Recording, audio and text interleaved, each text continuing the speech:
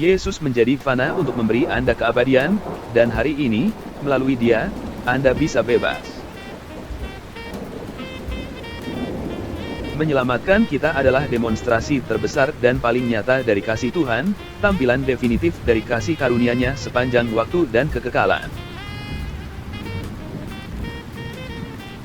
Semua hadiah Natal di dunia tidak ada artinya tanpa kehadiran Kristus.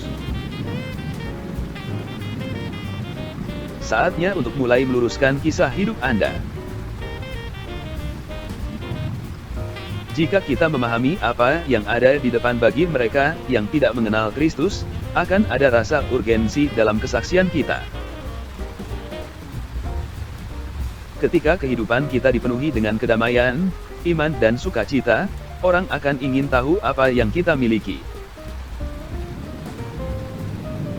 Jangan biarkan rintangan di sepanjang jalan menuju kekekalan menggoyahkan keyakinan Anda akan janji Tuhan. Roh Kudus adalah meterai Tuhan bahwa Anda akan tiba.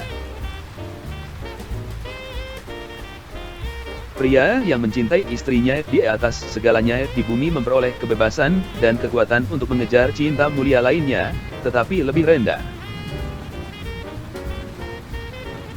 Rahasia gairah orang Kristen itu sederhana, segala sesuatu yang kita lakukan dalam hidup kita lakukan kepada Tuhan, dan bukan kepada manusia. Setiap orang percaya diperintahkan untuk terhubung ke gereja lokal. Mencintai dunia menghancurkan hubungan kita dengan Tuhan, itu menyangkal iman kita kepada Tuhan, dan itu mengabaikan masa depan kita dengan Tuhan. Dalam kitab suci kita membaca dua jenis manusia rohani yang dikendalikan oleh Roh Kudus, dan manusia duniawi yang diperintah oleh nafsunya. Kita adalah produksi Tuhan, komposisinya. Apakah kita mendekati Tuhan dari sudut pandang seorang pengemis atau sebagai anak kesayangannya? Jika kita mengalami kesulitan melihat Dia sebagai Bapa kita yang pengasih, kita perlu meminta Dia untuk membantu kita mengembangkan hubungan Bapa-Anak yang sehat.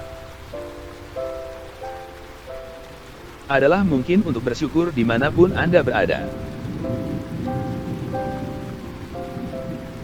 Integritas adalah menjaga komitmen, bahkan setelah keadaan berubah. Doa adalah cara Anda mengalahkan iblis, menjangkau yang terhilang, memulihkan orang yang murtad, menguatkan orang-orang kudus, mengirim misionaris, menyembuhkan yang sakit, menyelesaikan yang mustahil, dan mengetahui kehendak Tuhan. Satu-satunya cara tubuh Kristus yang korporat akan memenuhi misi yang telah diberikan Kristus adalah agar setiap orang Kristen memiliki visi untuk memenuhi misi itu secara pribadi. Apapun keadaan kita dapat menemukan alasan untuk bersyukur. Jika pikiran Anda dipenuhi dengan firman Tuhan, maka itu tidak dapat diisi dengan pikiran yang tidak murni. Anda mungkin tidak dapat memprediksi waktu tornado, gempa bumi, atau kedatangan Tuhan kembali. Tetapi Anda dapat mengetahui fakta bahwa Dia akan kembali. Bekerjalah hari ini untuk berbagi jalan keluar dari kasih karunia Tuhan dengan orang lain, sebelum malam tiba. Alkitab memberitahu kita bahwa setiap kali kita datang ke hadapan Allah, apapun tujuan atau permintaan doa kita selalu harus datang dengan hati yang bersyukur. Doa adalah bisnis kerja keras kekristenan, dan itu menghasilkan hasil yang luar biasa. Firman Tuhan tidak akan pernah rusak. Tapi inilah yang terjadi ketika kita tidak melakukan perjalanan di atasnya, kita jatuh ke dalam kerusakan. Petualangan terbesar dalam hidup mengenal Allah dimulai di kayu salib Kristus dan diakhiri dengan haleluya. Itulah yang Yesus lakukan. Jurang antara Tuhan dan manusia jauh lebih besar daripada jarak antara manusia dan burung, namun kasih karunia-Nya menjangkau jurang pemisah yang besar. Ini adalah fakta yang menyedihkan, bahwa sebagian besar orang yang duduk di bangku pada hari Minggu tidak pernah memberitahu siapapun tentang Kristus pada hari Senin. Tuhan menciptakan kita sebagai makhluk sosial dengan kebutuhan untuk menjadi bagian. Dia tidak pernah bermaksud bahwa setiap orang Kristen harus hidup dalam isolasi. Satu-satunya Yesus yang pernah dilihat oleh orang-orang yang tidak percaya di bumi ini adalah yang tercermin dalam diri mereka yang sudah mengenal Dia. Dengan mencerminkan Kristus, kita harus siap untuk mengubah percakapan atau pertemuan dengan orang yang tidak percaya menjadi pertemuan ilahi. Kita tahu persis apa yang perlu dilakukan untuk memajukan Injil dan memenuhi amanat agung. Pertanyaannya adalah apakah kita akan melakukannya?